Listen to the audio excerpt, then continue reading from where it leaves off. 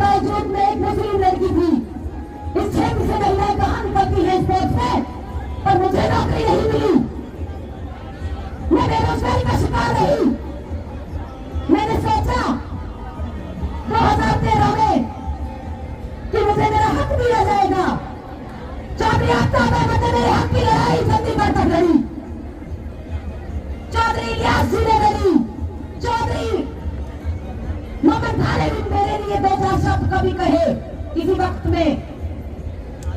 पर मैं ये जानती हूँ कि मेरे गरीब माँ बाप जिनकी मैं औलाद हूँ, मेरे लिए उन्होंने कितना संघर्ष किया, शायद मैं आपको अल्फाजों में नहीं बता सकती। मेरे साथ मेरे छारोड़ा की सरदारी ने, मेरा गांव छारोड़ा है, मेरी सरदारी ने मेरा बड़ा साथ दिया। विचारों ने आखिरी दम तक 2021 तक मैं लड़ती रही। मैं दिल्ली से खेलने लगी कि शायद केजरीवाल की नजर मुझ पर पड़ जाए। मैं लड़ी, फिर गिरी, फिर उठी, मेरे हाथ टूट गए, मेरे पैरों में चोट आ गई, मेरी कमर में चोट आ गई, पर मैं रुकी नहीं। मैंने सोचा कि शायद मेवात की बेटी ओलंपिक में सिलेक्ट होकर जाएगी तो मेवात का सीना फख्र से चौड़ा हो जाएगा कि हमारी बेटी ओलंपिक में गई है। मेरी माता और मेरी बहनों, भारतीय जनता पार्टी वालों ने आपकी बेटी के साथ क्या किया जानती हो? रोज आश्वासन देते थे कि आज आपको नौकरी मिलेगी, कल मिलेगी, परसों मिलेगी। कैसे नहीं मिली? क्या इस क्षेत्र से कोई और बेटी मेडलिस्ट थी? मेरे हक के लिए कोई बोलने वाला ही नहीं रहा। मैं तो रह गई, अपने हकों से वंचित रह गई।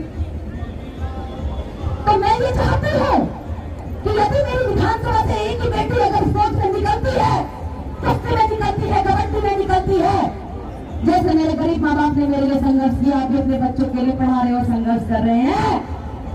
अल्लाह ने अगर मुझे मौका दिया, भगवान ने मुझे मौका दिया, जब बाबूजी प्रदीप खटाना को मौका दिया, तो हम अपने हकों से, अधिकारों से उन बच्चों को कभी वंचित नहीं रहने देंगे, कभी उनकी आंखों में आंसू नहीं आने देंगे।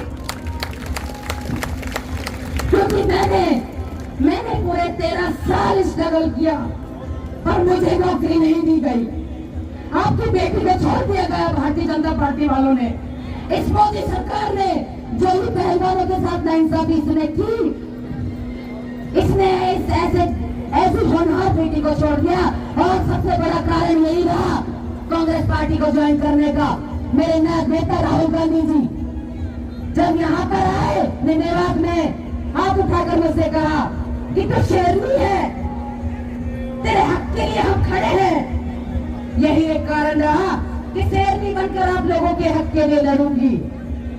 जिस वक्त हुड्डा साहब की सरकार थी, हमारे पूर्व मुख्यमंत्री भूपेंद्र सिंह हुड्डा जी पहली बार फ्लैग सेरेमनी करने आए थे मेवात के अंदर और अनाउंसमेंट करके गए थे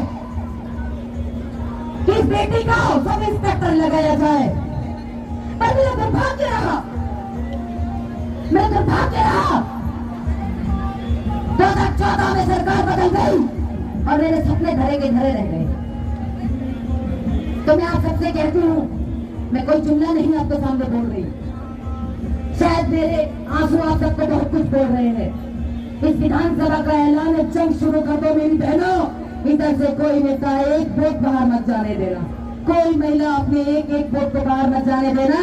और मेरा मेरा मेरा दावा है कि अगर आपने साथ दिया तो राहुल गांधी जी की झोली में, प्रियंका गांधी जी की झोली में, अलका लामाजी की झोली में, हमारी नेता श्रीमती माफी चाहती हूँ, शैलजा जी की झोली में हम ये सीट जरूर डालेंगे।